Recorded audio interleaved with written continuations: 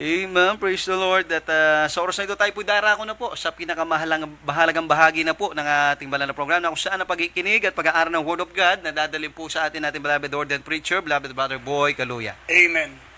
Purihin po ang ating pinakamamahal na Panginoon. God bless you sa ating beloved MC, beloved Brother Paulo.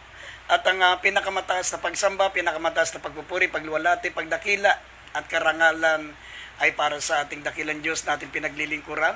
At nagpapaabot din po akong dobleng paggalang sa ating minamahal at ginagalang na pastor, beloved Evangelist Wilde Estrada Almeida, the end time prophet of our loving God. Sa lahat po ng mga beloved children, the Almeida family, sa mga apo at mga manugang ng ating beloved pastor, magandang gabi po. Patuloy po nating inaalala ang mga hindi malilimutang aral ng ating beloved assistant pastor Lina C. Almeida. Sa lahat po ng ating mga webcast viewers, Luzon, Visayas, Mindanao, at sa lahat ng mga kapatiran natin dyan sa Ibayong Dagat, mga kapatiran natin na patuloy pong sumusuporta at sumusubaybay po sa ating banal na gawain. Mga minamahal, hindi na po namin kayo maisa-isa. Pagpalain po kayo ng ating pinakamamahal na Panginoon at lagi po namin kayong ipapanalangin. At mga minamahal, tayo po panandali ang manalangin bago tayo dumako sa ating mga pag-aaral ng mga banal na salita ng Diyos. Manalangin po muna tayo mga minamahal. Opo, dakilat pagpala po naming Ama, Diyos na makapangyarihan sa lahat. Sa pangalan namin pinakamamahal na Panginoon Kristo, minsan pa kaming humingi ng kapatawaran sa aming mga pagkukulang, mga kamalian, mga pagkakasala. Ano man po ang aming mga naisip na gawa, nabanggit ang aming mga labi, dakilan Diyos, patawarin mo po kami. Gawin mo kaming karapat dapat magdala na yung banal at sagradong salita. Malapanon, bigyan mo po kami ng karunungan, bigyan mo kami ng kaalaman, bigyan mo kami, Panginoon, ng mensahe na nauukol sa pangailangan ng mga minamahal namin mga tagapakinig. Abutin mo po sila, Panginoon, bigyan mo sila ng pananampalataya at aming sinasaway lahat ng gawa ng kalaban, demons of unbelief and doubts, demons of hindrances. We bind the power of darkness in Jesus' name. Amen and amen. Purin po ang ating pinakamamahal pa naman minamahal. Kindly, buksan po natin pambungad na talata. 1 Peter chapter 2 verse 24 up to 25. Dito po sa aklat ng unang Pedro, kabanatay 2, talatay 24 hanggang 25. Na siya rin ang nagdala ng ating mga kasalanan sa kanyang katawan sa ibabaw ng kahoy, upang pagkamatay natin sa mga kasalanan ay mga buhay tayo sa katwiran, na dahil sa kanyang mga sugat ay nangagsigaling tayo o kayo. 25, sapagkat kayo'y gaya ng mga tupang nangaliligaw, datapwat ngayon ay nangabalik kayo sa pastor at obispo ng inyong mga kaluluwa. Amen. Maminamahal ang ating pong paksa ay pamamagatan po natin, the suffering of Christ. Amen. Ang pagdurusa ng ating pinakamamahal na Panginoong Kristo. Mga minamahal, ang kamatayan at ang paghihirap ng ating pinakamamahal na Panginoong Kristo, ito po, maminamahal, ay kapahayagan ng hustisya at ng pag-ibig ng Diyos. Ito po ay justice, mercy, and the love of God. Amen. Gusto niyang ipahayag sa atin, maminamahal, na ang kabayaran ng kasalanan ay kamatayan. Kaya nga, maminamahal, ito po ay nagpapahayag po ng hustisya. At ito po ay nagpapahayag din po, maminamahal, ng pag-ibig ng Diyos, sapagkat imbis na tayo po, maminamahal, ang mamatay dahil sa ating kasalanan. Sinabi ng Roma 5:8, sinabi diyan, maminamahal, na ipinagtatagubili ng Diyos ang kanyang pag-ibig sa atin nung tayo'y mga makasalanan pa, si Kristo ay namatay ng dahil sa atin. Amen. Kaya nga ito po'y kapahayagan ng pag-ibig at ng hustisya ng ating pinakamamahal na Panginoon. Hindi pwedeng walang kabayaran ng kasalanan, maminamahal. Amen. Kaya nga dito po ay makikita po natin dito sa mga talata na ating pong ipababasa sa inyo, maminamahal, kung gaano ang hirap, kung gaano ang pagdurusa, maminamahal, na dinanas ng ating pinakamamahal na Panginoong Kristo sa krus, maminamahal, na maging tayo po, maminamahal, ay hindi karapat-dapat sa kamatayang ito. Hindi tayo karapat-dapat, pero tayo ang dahilan kung bakit, mga minamahal, pinagdusahan ng ating pinakamamahal na Panginoon ang matinding paghihirap nito sa krus ng Kalbaryo para tayo po ay iligtas sa kabayaran ng kasalanan. At mga minamahal, pagkatapos na tayo po'y magdusa sa impyerno, itatapon pa tayo sa dagat-dagatang apoy.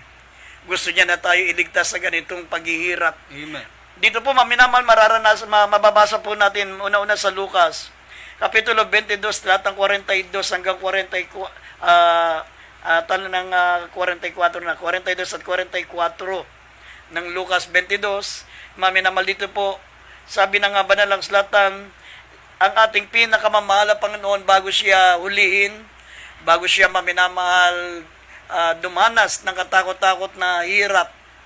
Sabi ng banal ng Slatan, siya po'y nanalangin.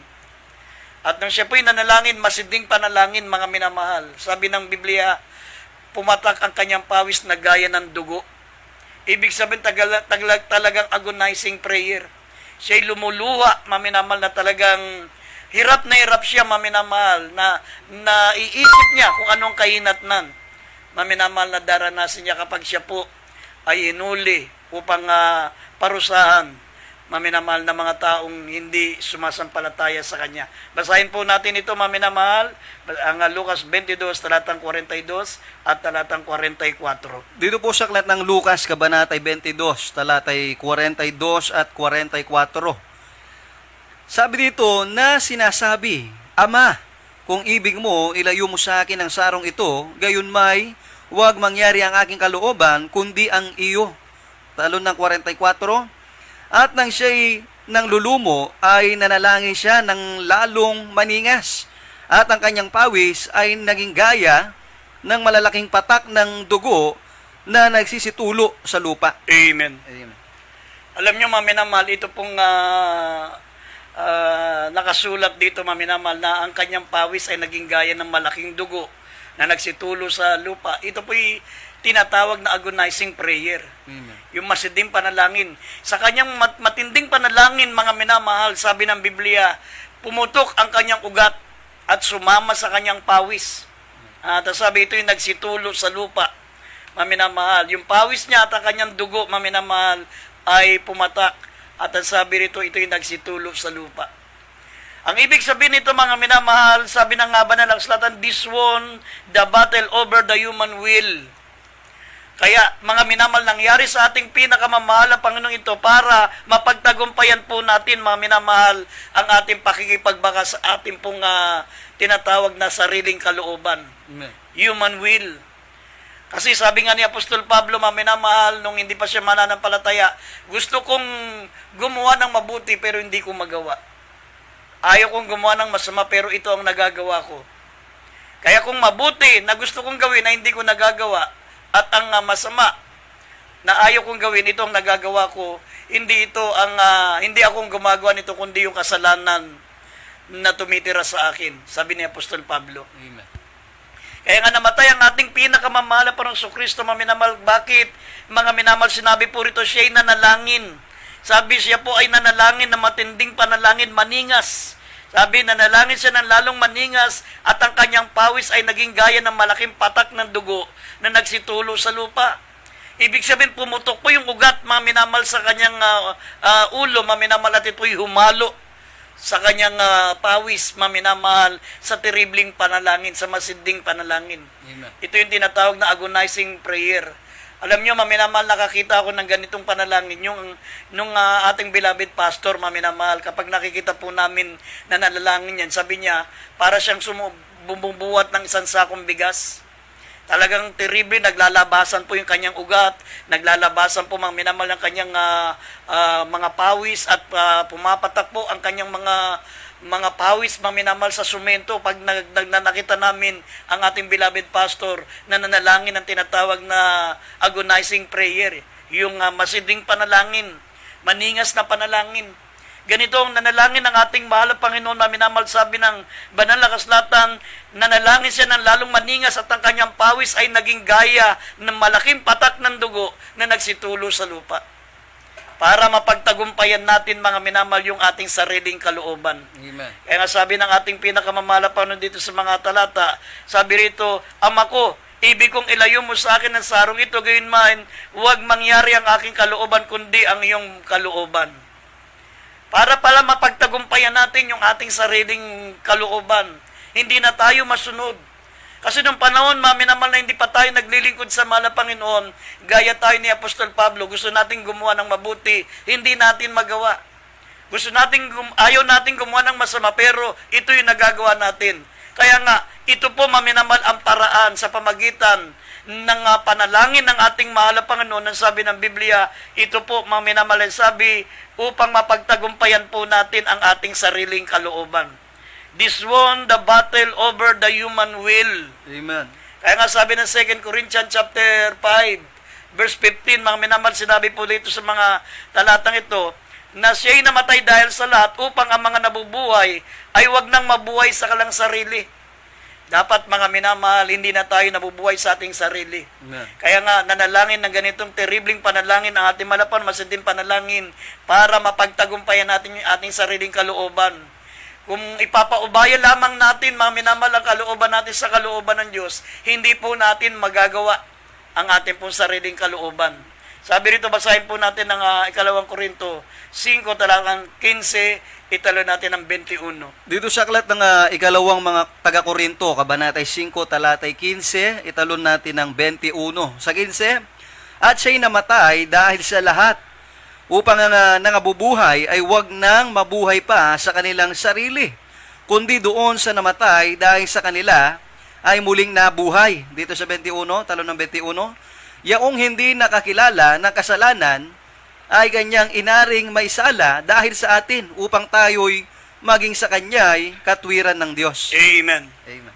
Yan po maminamahal ang dahilan kung bakit nanalangin ng masading panalangin ng ating mahal na Panginoon para, sabi ng banal na kasulatan, mapaglabanan natin yung ating sariling kalooban. Amen. Kaya noon, sinasabi ni Apostol Pablo, maminamahal, gusto kong gumawa ng mabuti, hindi ko magawa. Ayaw kong gumawa ng masama, pero ito ang nagagawa ko.